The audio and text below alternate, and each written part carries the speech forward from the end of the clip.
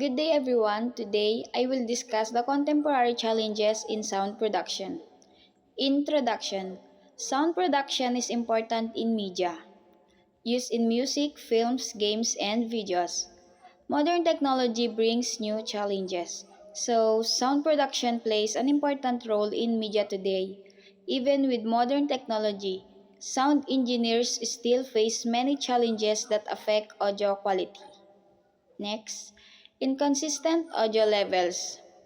Some sounds are too loud, others are too soft. Needs proper balancing. One major challenge is inconsistent audio levels. Some parts of the audio may be too loud while others are too soft, making it uncomfortable for listeners. Next, dialogue clarity, background noise, poor microphone placement, hard to understand speech. So, clear dialogue is very important, especially in films and videos. Noise and poor microphone placement can make speech hard to understand. Microphone spill, unwanted sounds recorded, happens in live or group recording, harder to edit.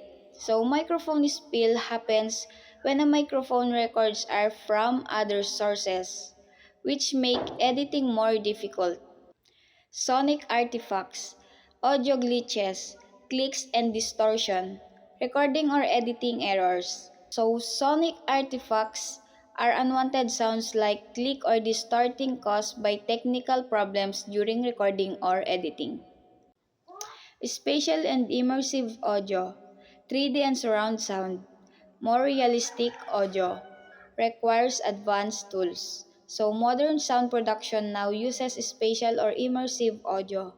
While it improves experience, it is more complex and harder to produce.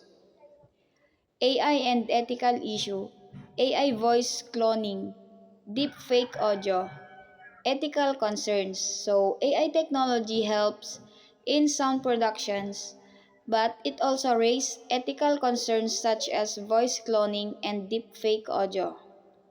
Next, budget limitations. Expensive equipment, limited sources, affects sound quality.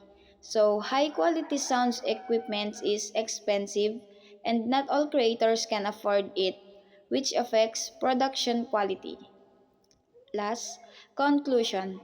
Sound productions has many challenges, needs skills and creativity. Continuous learning is important. In conclusion, sound production involves both creativity and technical skills. Understanding these challenges help improve audio quality.